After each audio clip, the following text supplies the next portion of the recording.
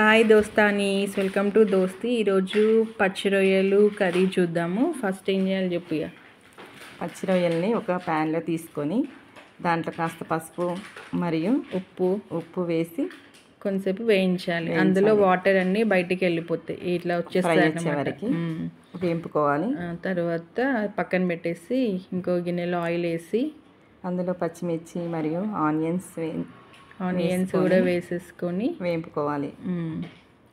కొంచెం ఉప్పు యాడ్ చేసుకుంటే మాడిపోకుండా ఉంటాయి. సో కొంచెం ఉప్పు యాడ్ చేద్దాం. మనము ఉప్పు యాడ్ చేసి వస్తుంది. ఉప్పు యాడ్ చేసేసి వేయించుకుందాం. వేయింపిన తర్వాత కాస్త అల్లం పేస్ట్, అల్లం వెల్లిపాయ వేసి మళ్ళీ కలుపుకోవాలి పచ్చివాసన పోయే వరకు. తర్వాత పసుపు యాడ్ చేయాలి. తర్వాత కలుపుకొని కాస్త మగ్గిన తర్వాత అవి కొంచెం మళ్ళీ మగ్గాల. ఎంత ఒక 2 minutes సరిపోతుందా? సరిపోతుంది. తర్వాత ఒక టమాటా ఒకటి తీసుకున్నావా, 2 టమాటోస్ తీసుకొని కట్ చేసేసుకుని అందులో వేసేసారు. కాస్త ఉడికిన తర్వాత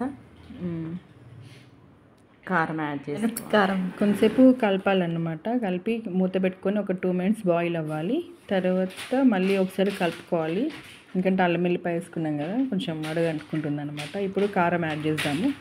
టేస్ట్కి సరిపడా కారం. ఇక్కడ మేము 2 spoons యాడ్ చేసినాము. కారం యాడ్ చేసి కలుపుకోవాలి. ఎక్కువ కావాలనుకున్న వాళ్ళు ఎక్కువ కూడా వేసుకోవచ్చు. ఓకే, కొంచెం సాల్ట్ తక్కువ అయింది మాకు, మళ్ళీ యాడ్ చేసినాము. నెక్స్ట్ ఏం వేస్తాం? కొత్తిమీర, మన రొయ్యలు, మనం వేయించుకున్న రొయ్యలు ఏమైతే ఉన్నాయో అవి అందులో వేసేసి కలుపుకోవాలి. కలుపుకున్న తర్వాత ఇప్పుడు ఇక్కడ కొత్తిమీర యాడ్ చేసి మూత పెట్టేసుకొని కొంచెం మగ్గించుకోవాలి. తర్వాత కలుపుకోవాలన్నమాట. కలుపుకొని తర్వాత కొత్తిమీర యాడ్ చేసేసి నెక్స్ట్ ఏం యాడ్ చేస్తుంది? జీలకర్ర పౌడర్ మరియు గరం మసాలా కాస్త వేసుకోవాలి. ఓకే, ధనియాల పొడి, ఇది ధనియాల పొడి కూడా యాడ్ చేస్తుంది. జీలకర్ర, గరం మసాలా, ధనియాల పొడి 3 యాడ్ చేసినాం.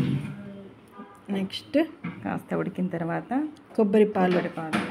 కొబ్బరి నుంచి తీసుకున్న కొబ్బరి పాలు యాడ్ చేసి కలుపుకోవాలి. ఇప్పుడు ఏమవుతుంది, ఆయిల్ అనేది బయటికి ఎక్స్ట్రాక్ట్ అయ్యే వరకు బాయిల్ అవ్వనివ్వాలి. తర్వాత కొత్తిమీర వేసి దించడమేనా? ఓకే, మన కర్రీ అనేది రెడీ అయిపోయింది.